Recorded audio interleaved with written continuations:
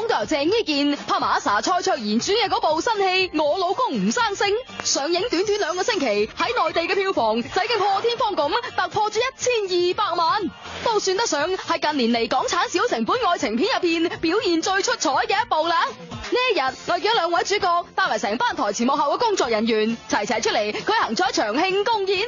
嗱，由於呢部戲呢只係小成本製作，所以當日嘅慶功宴冇剪彩、冇蛋糕，亦都冇香檳，只係得兩位幕前恩愛纏綿、幕後貌合神離嘅主演喺度企定定影相嘅啫。兩位唔該你哋，唔該。而值得一提嘅係，當日一身簡單休閒碌嘅傻妹喺台上面影完相之後，就急急腳咁準備想走啦。我未得，你估未得？唉，雖然全場大嗌，但係阿傻妹都仲好調皮咁彈下彈走咗啦。我未得你。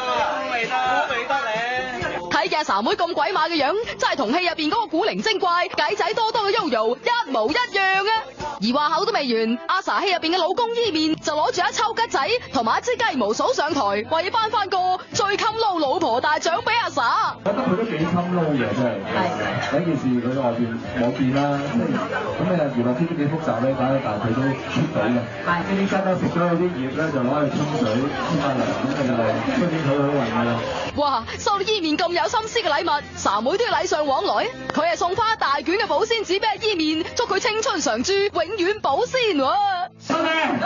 多謝我媽咪啦，講下得獎10年啦。多謝屋企人啦，咁樣。自己我根據嗰個配方，大家點樣去長青不老㗎？好啊！好啦，既然大家都有禮物收，皆大歡喜啦。最後我哋過嚟問下伊面啦，今次第2部嘅票房咁收得，你哋有冇諗過拍第3部《我老婆唔生性》啊？我老婆唔生性，都睇劇本啦，都係睇劇本，都好㗎，係啊，我明㗎，唔係一定會開，但係幾多年開咧？之後我又唔知啦。咪會請食飯啊？我請冇問題，請食飯，加上聖誕節即係聖誕節我諗開下 party 咁啦。都得㗎，佢得閒咪得咯，係啊。咁得閒日飛嘅話。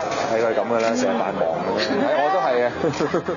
好啦，同伊面傾完偈之後，我哋再過嚟問下阿 sa，你今次攞到咁好嘅成績，有冇諗住點樣慶祝下咧？之前有同伊健講過㗎，係其實我哋都冇話要票房好先至慶祝咯，即係之前有。本身已經預咗慶祝。係啊，因為拍呢套戲係即係第一係因為感情啦，因為10年前拍嘅時候好開心，咁10年後再拍我哋又好開心，成個過程都好開心，所以都諗住拍完再一齊聚下咯。